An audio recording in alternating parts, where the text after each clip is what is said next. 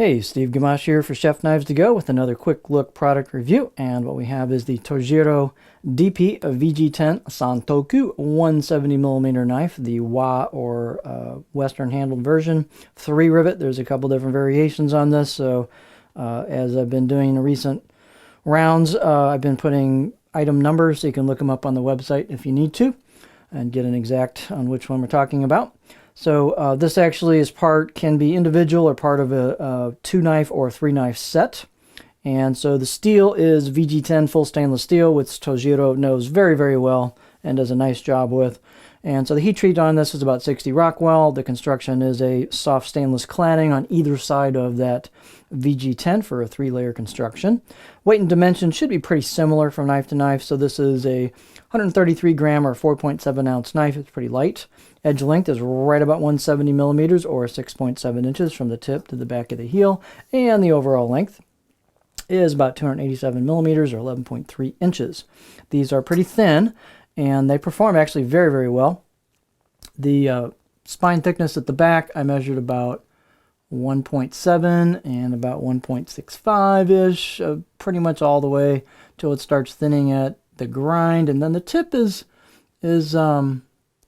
fairly thin. It's actually pretty darn thin. And then the edge is actually pretty thin as well. So the performance on these is quite good. It's not a slouch at all. Blade height is 44.6, so it's not real tall. The handle is kind of your basic black packawood, which is a stabilized wood product with resin in it. And it's a partial tang, so that keeps it a little bit lighter. So you can see the tang stops back here and it's not a full 3-layer like sandwich Western handle. So that keeps it a little bit lighter, so the balance point's not quite as handle heavy. But you got your stainless rivets on there, all stainless construction. Fit and finish wise, they've done a nice job with these. It's pretty consistent. It's a machine finish, and then they've got what's generally recognized as like a sandblasted, what you might call a blade road. It's kind of a faux blade road because you don't really see that or feel it when you're doing the knife. It's just kind of a continuous thinning down towards the edge, which makes performance on these really good. But that's more of an aesthetic thing right there. And then here's your core steel peeking out and your edge on that. Got some etched in kanji and naming on the right side of the blade, and here's the left side of the blade. The choil, they've relieved a little bit of the top of the spine on the edges. I'm sorry, the spine. The choil back here is a little sharp for my taste. I tend to be kind of picky about that, but if you wanted to, you could get a strip of sandpaper and shoe shine that, and it'd be pretty easy to clean that up in probably 5 minutes, so it wouldn't take too long. So it may not bother you. I'm a little picky about that, but it could be a little smoother back there. Balance point, as you might guess, is going to be a little handle heavy, but it's not as bad as you might think because of that partial tang. So it's really the balance point's like right where the front of that handle is. And these are not, a high-end knife, but they've done a nice job on the fit and finish of them. This kind of acts like a bolster, the handle where it flows in there. Pinch grip, it's not a tall blade, and it's not a super skinny neck here handle because it's all just a handle.